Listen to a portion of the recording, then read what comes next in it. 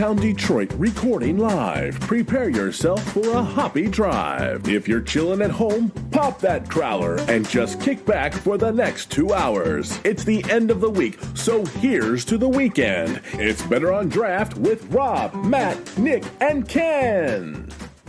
We are back, episode 233, Better on Draft podcast. My name is Ken. I am, as you can see, home. Got my nice Better on Draft banner. My internet is up and running. I am happy, and I appreciate, once again, big shout out to Wayne over at the Brewed Brothers, who have their own podcast. Go check them out. That's with Z's, B-R-E-W-Z, B-R-O-T-H-A-Z, Brewed Brothers. We appreciate the hospitality and, again, helping us out so we could still get to that interview with Marcus from Weathered Souls last week. But this week, we are back with another Michigan brewery. Before we get to the introductions of them, I'm going to go around, say hi to everyone, see what everyone is drinking. Nicholas, how are you? I'm doing it like I normally do every Friday night with my double fist. Always, never changes. Oh boy, nice little Better on Draft glass. What are you drinking over there? The Better on Draft glass is Grand Armory's Mother Schmucker, the raspberry ale, and in the Detroit Zoo Brew little glass is also from Grand Armory, their strawberry kiwi grindage, currently sitting in the Grand Armory koozie that I have. There's nothing wrong with that. No, nothing wrong with either, if you ask me. Oh, you totally missed that. No. Oh, well, whatever. What is that, like a 98-year-old joke or something? Yeah, Nick. It's better than a 3-foot joke, though. Oh, look at that! You guys, 2 bingo squares in the first few minutes. Guys, we shouldn't be doing these inside jokes here. Let's, not get too hard. I'm gonna be fighting on iTunes later. Apparently now. I mean, I'm only 5'2", guys, but you guys barely can't inside see that, jokes here. Well, Wendy, how are you? What are you drinking? I am fantastic. I am so happy that it is Friday and I get an extra day off this week. I didn't mean to do it, but I think I pre-gamed with the strawberry kiwi grindage. Fantastic. I'm loving it. And right now I have the Mother Schmucker from Grand Armory. I'm about to mix it with the None of Your Business peanut butter stout, which is one of my favorite beers ever. I just have to point that out. So I'm excited combine the two together. I'm excited to do a little mixology here. Oh boy! If you want to get deep on that one day, we can teach you the Kentucky Beast. That's the best biggest beer ever. He's referencing, I believe, one of the first times we had Kevin DeVries on when he was working for Founders, which we mixed KBS from Founders with Milwaukee's Best to give you the Kentucky Beast. Okay. It tasted like watered down KBS. That was pretty much all. It was kind like of what I thought easy. It would taste like. Very smooth, very water, like drinking water. Robert, what's going on? What are you drinking over there? Hey, pretty much kind of same as Wendy. Glad it's Friday, but sort of not glad it's Friday because that means coming up on Tuesday, I have to start worrying about kids in school. And so actually, while they will be all doing schooling virtually, that still means that I'm still working from home and I have 4 kids doing school from home too. So I don't have a whole lot of space. But I am going kind of a Nick +1 right now. So in the woo, I got the Mother Schmuckers from Raspberry Ale from Grand Armory. In the Black is Beautiful glass, I have the Firestone Walker's Cherry Barrel Blossom. And as I was hosting trivia this past Wednesday at Easter Market, I ran into Rob, I think it was Rob, from Tenacity. And I realized I still have some of the scotch left from our visit. So I still just going to sip a little bit on this scotch that they have here. And it is smelling very strong, as I expected to be. Wouldn't have it any other way. Yeah, I definitely finished everything from that episode for sure. All that stuff hit hard and hit well. Dan, you said it's already 113, so I won't ask you what the temp is over there. But is that day 52? One more time? Is that day 52? 52 or 53. We've got at least one more tomorrow too coming up. Nope. I'll take the 73 sitting here right outside right now. Let's talk in January. Let's see how you feel. What you got in your glass over there? Touche. So I'm going hard tonight. I've got a Black is Beautiful from Bottle Logic. Oh, so good. I was gonna say, if there's a better Black is Beautiful variant out there than this, I'm kind of surprised. That one's pretty dang good. And on deck, I went back to the BRI Morning Sex Milk Coffee Stout. Amazing, great name, amazing beer. All right. Well, for me, I'm going to be pulling a Nick, as we call it, and I've got Wheeze in the Juice from the Grand Armory, and I'm going to be following that up with a Strawberry Grindage from the Grand Armory. And as you guys can tell, with these trends that we always have when we're making these introductions and saying what we're drinking, we have a guest, and the guest is usually what we're drinking. We'll start off with Cody. Why don't you introduce yourself? Tell us who you are and what you do for Grand Armory. I'm Cody Vickers. I'm one of the brewers at Grand Armory. Love beer. All right. I'm drinking a Wiesen currently. I have some more Wiesen on the side, plus a couple of our barrel-aged things. And then I saw somebody already busted out the hard stuff, so got one of these going on the side too. So, all right.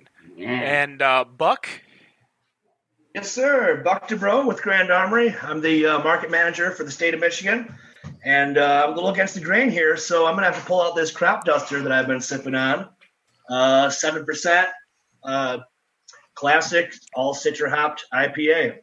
Top trending hop in America. Get after it. So when was Grand Armory opened? We just celebrated 5 years in Grand Haven, Michigan. This last August, all organic growth. There hasn't been any investors within that, and so you've seen us grow specifically with Wiesen the juice, but just a small, tight crew working for a love of beer. Mm-hmm. And Cody, how long have you been brewing for? I have been brewing coming up on 7.5 years, but I've been with Grand Armory almost 2. Do you remember your first beer that you brewed? Absolutely. What was it? I homebrewed a extract box, like on the stovetop. Instead of having a chiller, I put it in a sink full of ice and did this a bunch of times. Oh, yeah. It was a double IPA. I slightly changed the hops versus what it was in there, and I thought I was reinventing the wheel. And what was the result? Good, bad, ugly? I mean, it got you drunk. It got you drunk. Well, that was the point. I mean, yeah. And that was essentially... You couldn't ask for much more at that point. All right. And Buck, how long have you been with Grand Armory for? So I just celebrated 1 year last week. Let's see. Burning Foot Beer Festival was my inaugural day with the brewery company. Although I've had my eyes on Grand Armory for a few years. Love what they do, the humbleness of the brand. The music they follow, what they do in the tap room. Very fortunate and excited to continue with what we're doing. How long have you been professionally brewing, Cody? 7.5 years. Okay, so you went from double IPA at home straight into a tap house, or? I homebrewed for about 9 months before I got a professional brewing job, but in that 9 months I brewed a substantial amount of beer. I was doing a lot of Party Guile, which you're essentially brew like a 12% Russian Imperial Stout. You run water through it a second time, and you can pull like a 4% brown ale out of it at that point in time. It's kind of what they used to do back in the olden days with like like the King got the first runnings, and then you kept running water through it, and eventually the last runnings was like the peasant beer and whatnot. But so I had closets full of beer during that 9 months. Ken's eyes perk when you said brown ale. I love me a brown ale. Don't be judging. Just wait till later when I ask you guys to make an alt beer. Oh my gosh! It'll happen. No. Nick, you had a question? Yeah. So back to Buck for a second. You've been with Grand Armory for about a year. You mentioned that you were eyeing them for some time. Where were you prior to that you saw this opportunity to jump in? Is this basically like the dream position? Or is this something that you've just been wanting always to do? Well, I started at the brew house, washing buckets for Mountain Town Brewing. I came out as an intern, did 4-month unpaid intern during the summer, missed Electric Forest Festival that year.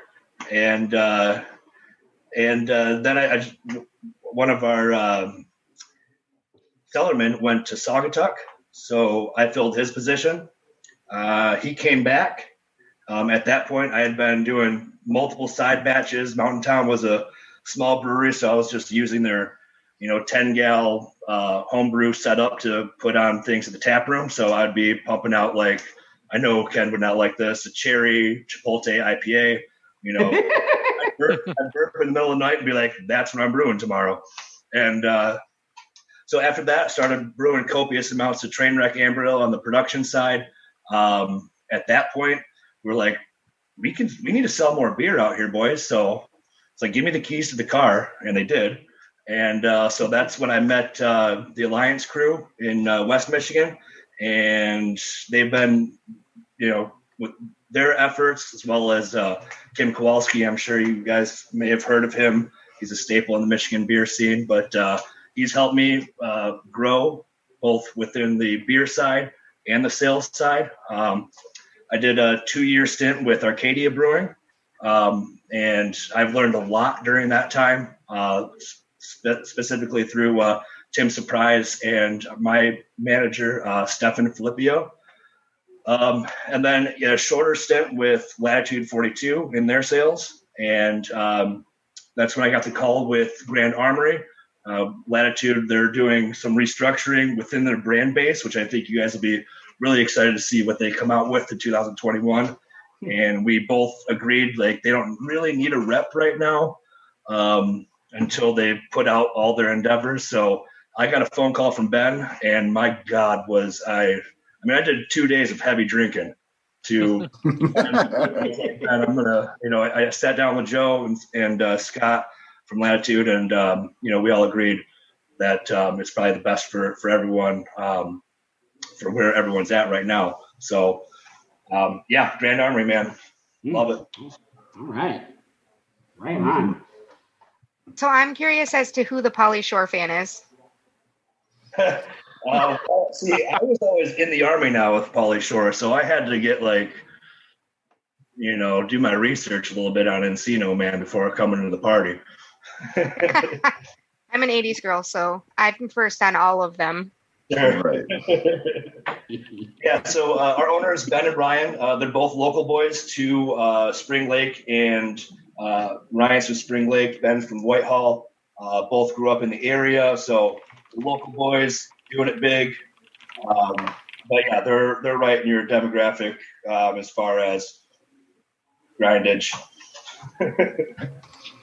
So you guys, which was very easy drinking. It's already gone. Awesome. Say something.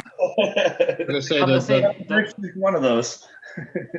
Go ahead, Rob. I was just gonna say the Mother Schmuckers has been very quick. That I've just been killing this thing. So It is with that peanut butter though.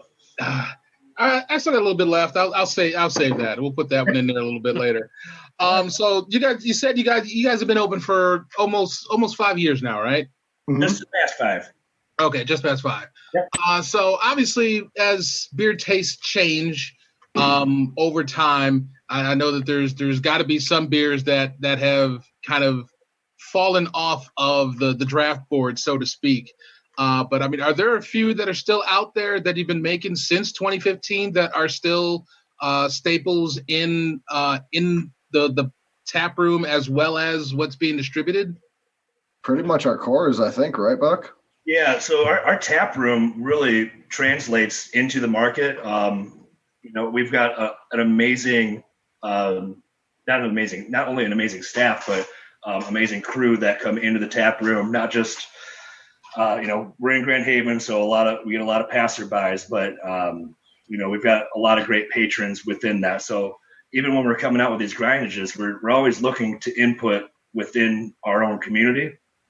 As we can see it translate into the market. So our cores for sure. I mean, this crop duster is the first recipe that Ben and Ryan put into the market. And this is brewing small batches for small profits and working hard. And, I think we hit 5,500 barrels last year.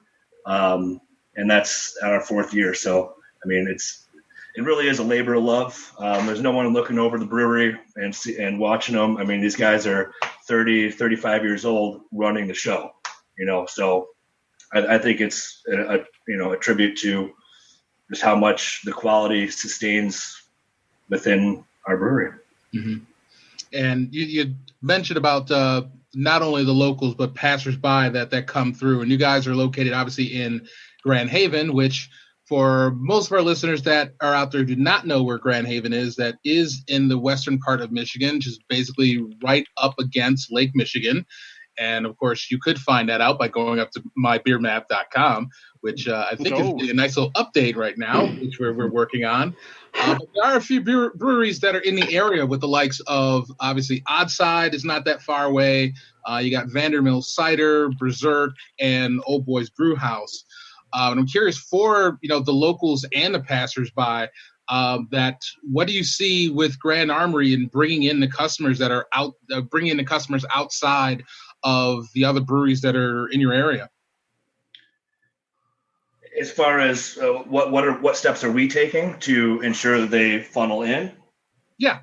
Okay. Well, to your point there, we are located adjacent to Oddside Ales. Their tap room and ours is 2 blocks away. 17th Street or 17 South 2nd Street is where we're located. So nice with the water there. Yep. You can just walk right to the beach after a few pints. We've got a new vendor coming into our tap room, so find out next week. I believe they're finalizing that today. New food vendor. Oh, right. Ooh. What was it? A new food vendor coming in. A new food vendor inside the tap room. So as far as tap room goes, I'm not so much connected into that as much as Sean Bullock, our owner's wife, or I'm not sure if Ben and Sean are married, but a significant other. So she runs the house up there, and she does a damn fine job. Mm-hmm. And this new food vendor, what are we going to be seeing for some offerings from this new vendor? Well, I believe there was it's still going to be local stuff. So there's, I believe, a pizza joint from Muskegon. Got another prestigious barbecue spot coming as well. So it's literally, I believe our owner was getting wined and dined all this week to figure out what it's going to be. So, we've been, I know Cody's spread thin as all hell right now. We've been all just close to the grindstone. So I honestly haven't even thought about it since last Monday. Yeah, I think this is day 21 that I've worked straight, I think, and I got another 15 to go after it. Goodness gracious. One other thing, in terms of brewing, obviously you guys do a bit of the brewing there. One of the things that I think for people that are new to the craft scene, and sometimes even old to the craft scene, are tends to be digesting a lot of terms at once, from beer styles to hop variations and all of that. One of the things that, for myself personally, that I've seen that makes a difference.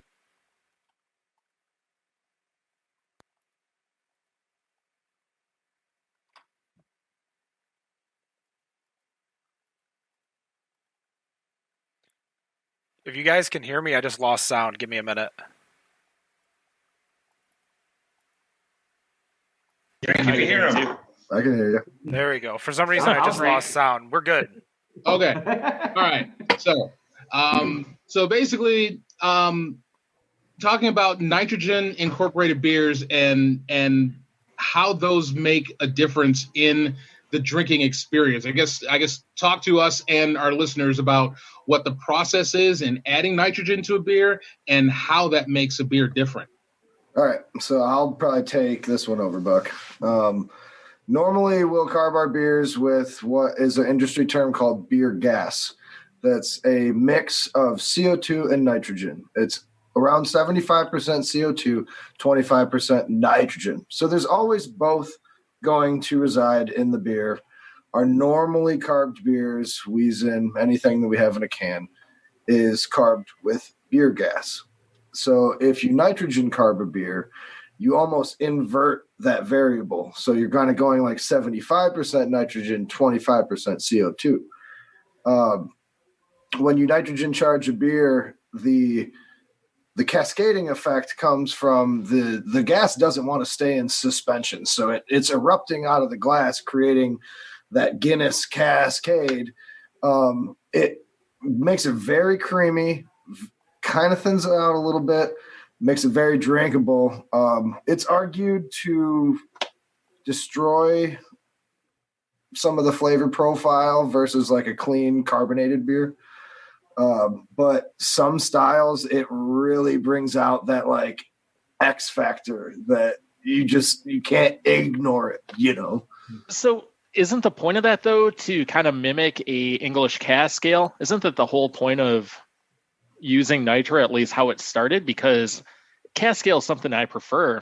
Right. So seeing the nitro beer here is a great alternative when it's few and far between for finding a cask. So I would think that that's something people would prefer. Maybe not. Maybe I'm in the minority with that, which is entirely possible. No, I agree with you. At the last place I was at, I did an entire Firkin program, so I'm familiar with real ales and casks. And we've been talking about we were really getting close to talking about doing that at the Armory pre-COVID, and that kind of like stunted that entire thing from happening. But I would say it's probably an easier way to do that. But I never treated them the same way, because even when you get a really cranked nitro beer, that's on a different level for my palate than like a properly carved real ale.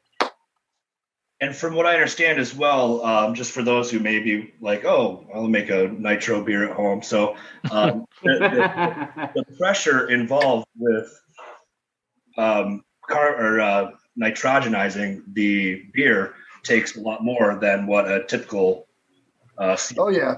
So if you're going to force carb regular beer, what that means is we slam that beer gas mixture through a carb stone, which makes a million tiny little bubbles to help it go into suspension a lot easier. If you're going to do that, depending on the style, you can achieve that anywhere from 13 to 15 PSI. If you're going to nitro charge your beer, you're going around 35 PSI. So you're almost three times the amount of pressure. And that's because you're trying to compact that nitrogen gas into the liquid, because it doesn't want to be in the liquid. That's why it erupts and cascades out of it. But which is what anybody ever asks for one of those in a can, you basically say no. Yeah, I don't like, to be completely honest, I don't even really understand like how widgets work per se. So nitrogen in a can is very unfamiliar to me, but Gotcha. So do you have specific styles that you produce in that way? Yeah, we've done None of Your Business. The white chocolate drink's really awesome when it's nitroed. There's been a couple other things I did or that we've done recently. We started doing some weird experimental stuff, and we did it was just a taproom one-off. We did an IPA with cardamom, and we ended up, it was so luscious and prevalent that I felt like it could stand up to being nitro charged. So we nitro charged it, and it was a really cool experience. But We do have a couple different pilot systems that we use. So I think Cody's gotten pretty familiar with those in the last while. So you guys are drinking the strawberry kiwi here. We've got the mango grindage, which grindage is a Wiesen variant. Give the people what they want. Wiesen 60% of our sales. So started out with mango, so hot right now, into pineapple, and we're on a strawberry kiwi. Just got released this last week. But Cody was an integral player in putting those together. Not to say that the tap room didn't have their say, but we came back and coordinated together to produce some great beer. So that was something that kind of popped out of, we have a collective like R&D situation where we're doing all these small batches that don't ever see the light of day outside of the tap room, so that we can keep those. We talked about having a lot of tourists, but our locals are so diehards that we try to treat them right and give them some stuff that nobody else is going to be able to try. So we were doing this little R&D thing, and that's kind of where the grindage came out, and specifically the pineapple. It's, when I started working there, so this beer could lend itself to being a fruited IPA. And although I love the OG, we've done some really cool ones since this whole grindage thing has started. And the grindage is another Pauly Shore lick from the movie. So who names your guys' beers? For those of you who don't know. Yeah. That's a collective consciousness, I believe. Yep. So I just found out a couple of weeks ago we were going down the river for employee party up in Montague, Whitehall area. Cody and I were just jamming Humphreys McGee the whole way. Oh, geez. That's pretty tight. But yeah, found out Ryan was the one that came up with Wiesen the Juice, and he's a pretty soft-spoken gentleman, but definitely speaks volumes in that regard. So. Yeah, so it's a coordinated effort. We do have an amazing can artist, Lee. Congratulations on your new baby as well. So she's the one putting together all of our cans here. I think we can all agree she's doing a great job. She is, and I just want to point out that my dad is an artist who makes these lawn ornament type mobile things, and he's been trying to get me to send him beer cans, so he's really excited because he can't use the ones with labels on it. So I have quite a few here from Grand Armory that are not actual labels. It's actually the can. And they're beautiful. I can't wait to put them in his stuff. If you check out our Facebook page, we just posted someone. We do like a fan page shot every week. So someone had made out of the crop duster can an actual airplane. That's awesome. Yeah, you'll have to see it, but I thought that was quite the innovation. A little better than my birch bark, but that's pretty bad, Still fun. You still on that strawberry over there, Nick? It's going there. It's getting there. Yes. Hey, this is a 2-hour show. We gotta. Move down to Weeze and the Juice. Yeah. But I do have the Nut of Your Business, and I started it out with the strawberry or with the raspberry Mother Schmucker, and a little bit of it in there. I really just like Nut of Your Business. That's a fantastic beer. That beer is easily top 10 for me. I got my first exposure to it back in 2017 when my wife and I did a tour of Michigan and Grand Armory. We did Grand Haven, so we did the odd side, but we also did Grand Armory as well. And that was the beer that I was most excited about. And then when I found out that it was getting distroed to this side of the state, then it's like, I was actually looking at because I did a trip over to Grand Haven for work back in 2017, and I'm looking at all the beers that I had over there, and I had like a Nitro Nut of Your Business over there, a year-round brown. There was a lot of amazing. I don't rate beers, so obviously I don't know how well they tasted back in June 2017. I do know that I think that was probably the third place I was at that night. But all fantastic. Yeah, everything was good at that point. Yeah, bourbon barrel-aged vanilla Aldea coffee stout, barrel-aged sap on tap. Yeah, a few barrel. I everything that wasn't an IPA I probably grabbed. Where are you guys distroing right now? So we are statewide. We still need to connect with the east part of the UP, so Marquette over, but we are everywhere in between. 8 different distributors. So we've got an awesome supportive distribution network that's, in our eyes, craft-centric. They definitely take care of us, and we're doing our best to take care of them in obviously uncertain times right now. But to Cody's point, I mean, we've got 7 guys back at the brewery, just hired 2 more guys in for 24-hour brewing. I'm not sure if that's 5 days a week. But I mean, we'll be doing 7s for a minute, but I mean, we stay super fresh with everything. We have a decent sized cold room for our size and distribution size, but we just empty it like weekly. We don't sit on anything. Yeah. It goes out the door. Have you? I was gonna. Yeah, no problem. The question I want to ask is that: are you seeing with the slowly reopening of Michigan, all your off-prem canning slowly go back to on-prem, or are people still a little iffy on buying kegs right now because bars can't really fill up? Well, I check on that with our distributors on a weekly basis. I mean, obviously, different areas or territories within Michigan are going to perform differently. So. With that being said, I had a great week selling draft last week. It was just pretty much on point. Makes you feel good in the market, especially when, this package, the beer sells itself, good beer sells itself. Like, if you look at any of the dispensaries around here, like weed does. So, we're out there. I'm out there mostly supporting our distributors and making sure, our beer is going to, to everyone and hoping that we can enable everyone to get our limited quantities as it is right now. Like I said, I'm 1 year with Grand Armory.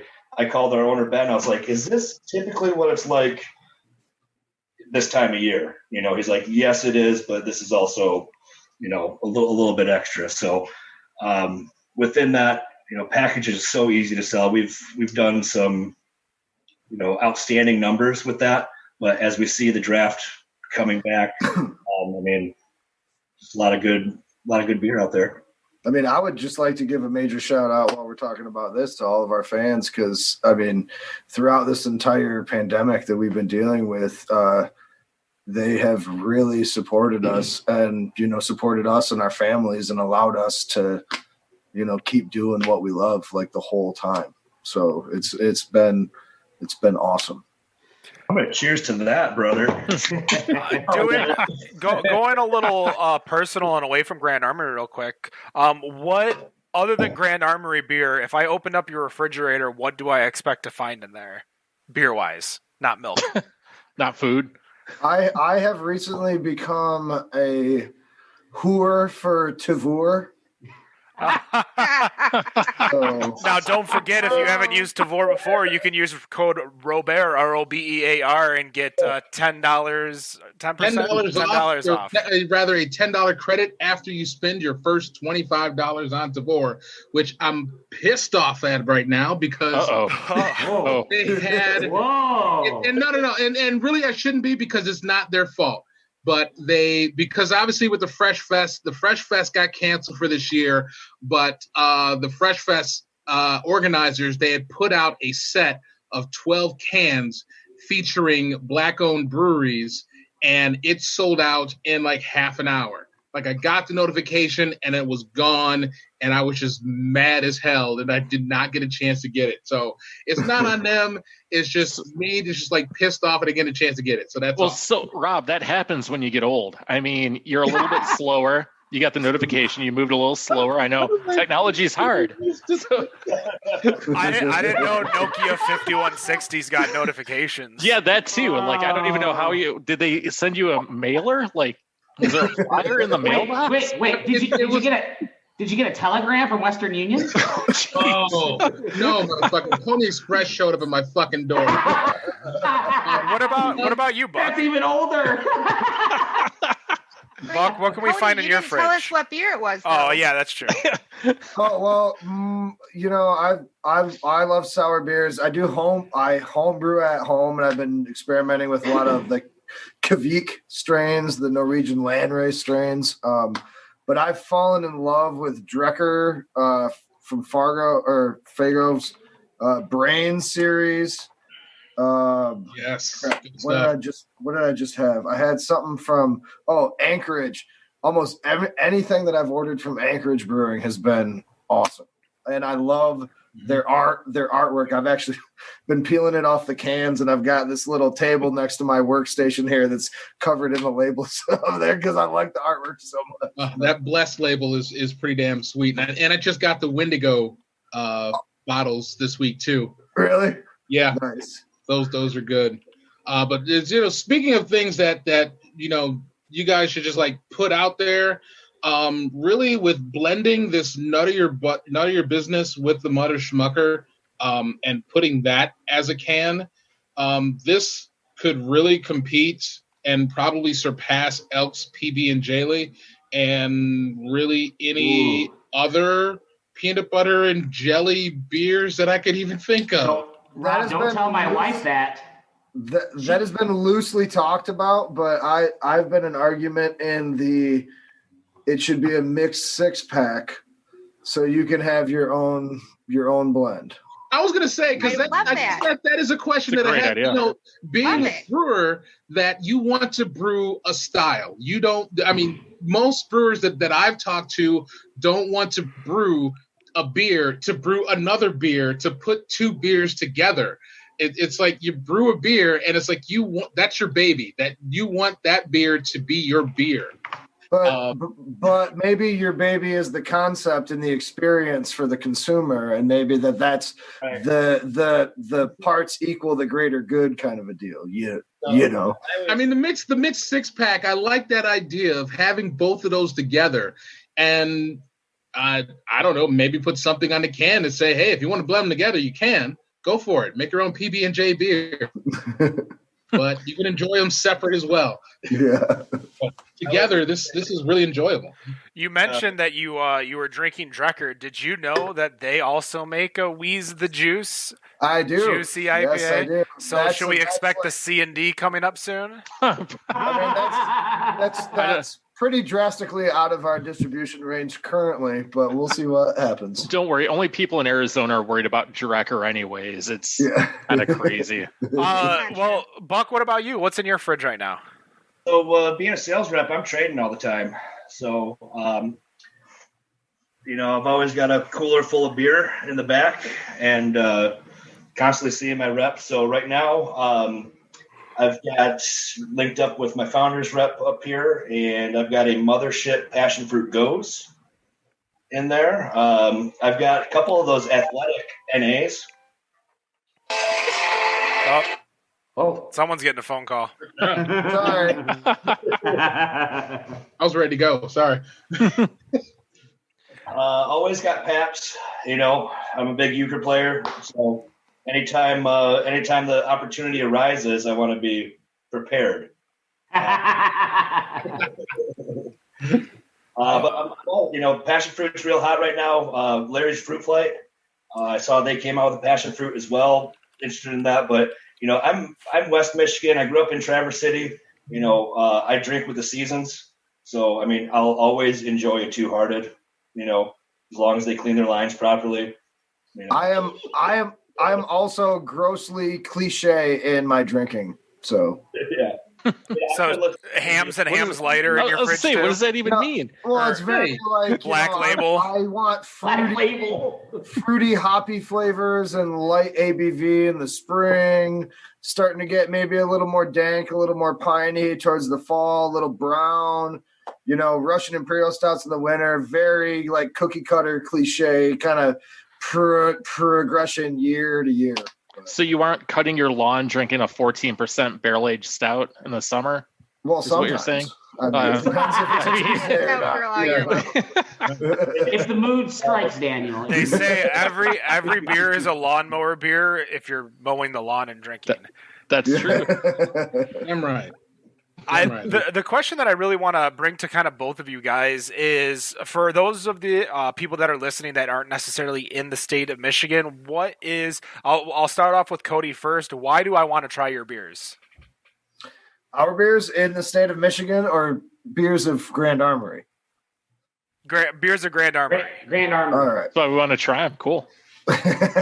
Specifically, our beers are kind of like how Buck has touched on. We have a really tight-knit family. We really try to respect the craft as much as we possibly can. We really keep it all together. We work as an entire team to just move as much liquid as we can through there, with keeping quality in the front of every single body in that building's minds. So if you want to drink something that was looked after well, you should buy Grand Armory. And Buck, for you, my question is, you're selling to the people of Ohio. What's the first beer you're selling them to get them hooked into Grand Armory? Wheezing the juice, baby. Wheezing the juice. Yeah, 100%. Every account I go into, if you don't have wheezing the juice, you should. I don't mean to discredit, obviously, wheezing the juice. I actually like it. It's gone. Not a fan of the strawberry kiwi, but the wheezing the juice I like. I think maybe one after the other wasn't good. I think I should have did the strawberry kiwi first and then wheezing. But with the craft beer community just flooded with New England IPAs, do you still see that as the best way to go when you're going into a new market? Wheezing is a juicy IPA. Juicy IPA, excuse me. Cody, before I go back to you, Buck, Cody, what is the difference between a New England IPA and a juicy IPA? Juicy IPA infers flavor, and I believe, in my opinion, New England IPA infers not only flavor but appearance. Okay. Completely different method of brewing, though, as well, if they're doing it right. Correct. We're fortunate that we can make a easy, clean drinking beer. As most of you can attest, it's gone. We shelf our beers between $8.99 or $10.99 and $12.39 on the shelf in a 6-pack. So you're getting all that flavor, and it's not going to bog you down. I enjoy a good New England IPA. We make a damn fine New England IPA called Cloudy with a Chance of Hops. So that's a draft only type thing. It's gonna be reminiscent for you, those of you that live in Michigan, because all they say on the Weather Channel is, "Well, it's gonna be cloudy with a chance of rain today." It's like, so that one ends up in cans at the tap room occasionally, but yep, yeah. But just to go back as well, if we were to go out to Ohio, and what would part? The peanut butter stout, the None of Your Business. That brand, or that style, is pretty saturated right now. I remember when we brewed that at Mountain Town, I called it Dark Lord, because we would have people coming from all sorts of areas to come get a growler full of that. But still, None of Your Business stands supreme. Okay, Crop Duster, that's a Citra hopped 100%. IPA. That's just it's got the base of a Two-Hearted. We're hitting demographics that are pretty much what Michigan's drinking. So, Wheezing the Juice, just nice and easy. And then Mother Schmuckers, most of you in the market here are more familiar with our White Chocolate Blonde. That was in our core. Now we're switching over to Mother Schmuckers for that, that marketing input together. None of Your Business, Mother Schmucker. I always say the creativity doesn't have to end at the brew house. So when you're out drinking, enjoy yourself. Mix that shit. Don't I'm not judging you what you're putting 2/3 here, 1/3 there. Teach me a lesson, I kind of want to go back because you mentioned Mountain Town a few times. Obviously, you used to work there, and this is more directed towards Cody. Why don't you think we see a lot of Groots in the market? Oh, Gruit. Yeah, I was a bar manager at a craft beer bar before I was a brewer, and I did serve their Gruit. Access to ingredients, maybe, although not really. I don't know. It's hard to spend a lot of time doing some real kind of like more ancient ale kind of style things when you don't have maybe the demographic that appreciates that kind of stuff. So, bigger places like, you see Dogfish Head do their whole ancient ale series, but within their distribution footprint, it's a drop in a hat, So maybe smaller places. It was really impressive for them to even brew that Gruit.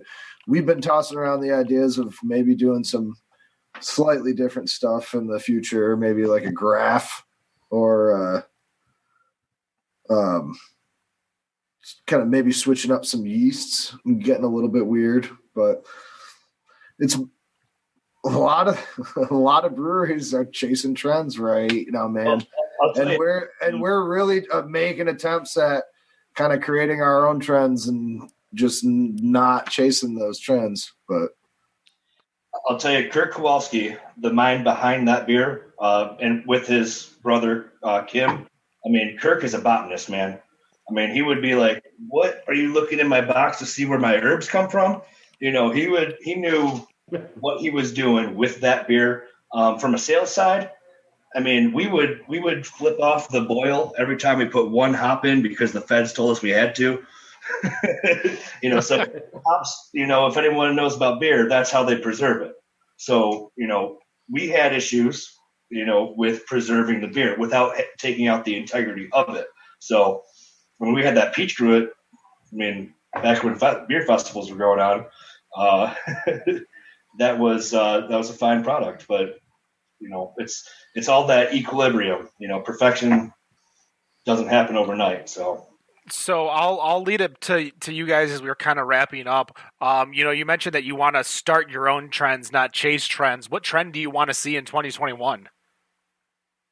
I would like to see a lot of session beer for sustenance mentality come back and not chase the ABV, not chase the adjuncts. Let's get some clean session beer out there. Clean session beer. Buck? Well, and to that point, pre-COVID, we had to the actual point where we're designing new cans for a Crop Duster Light. I'd like to hear maybe if you guys already I don't think you've done a show on light beers yet. I'm not sure if there are enough of them out there, but we've done sorry to interrupt, Buck. We actually did a blind taste test when all of the lagers and pilsners were coming out, so like Founders Gold, Oddside, Drafting Table. So we did a blind taste test. I couldn't tell you what it was and who won and who didn't, but when that trend started coming out for cheap, easy drinking, not pocket killers, wallet killers. We definitely looked at it, but I would love to see more easy drinking, cheap beers that that would be great introductions for people who are scared to go into craft beer. Because I think a lot of people, the price point is a turnoff. I have a hot take here. Hot take. You should judge any brewery on their lightest beer. Judge any brewery on their lightest beer. Okay. A second that. They cannot hide any flaws in their process or their fundamentals in their lightest beer. Take me to your lightest beer. So the lightest beer, it's like it always seems like I always hear between judge it by their IPA or judge it by their lager or by their Kolsch. Pick the Kolsch. The other, yep. Lager, but that's because I like that beer. But yeah, you can cover up messed up fermentation with a dry hop. You can do all kinds of stuff. You can add cocoa nibs and coffee beans to a stout that started turning that way. I mean, you just can't hide anything in a good, clean, light session beer. So, Cody, someone's listening to the show. They're on their way to Grand Armory right now, and you want them to judge you on what beer? Well, I mean, I think right now, currently, Buck and I would both agree of Wheezing the Juice. All right. I would say if Guerrilla Tactics is still on, that's one of our brewers, Andrew. He's a purist. I mean, he scoffs at me every time actually, they all scoff at me whenever I try to mention putting lactose in that strawberry kiwi. I'm here to sell beer. Oh my God, that would be amazing. And it's funny because I don't know if any of you guys noticed, but we've got the smoothie right on the can there, so it's like, you guys help me out. I'm trying to tell the brew staff here.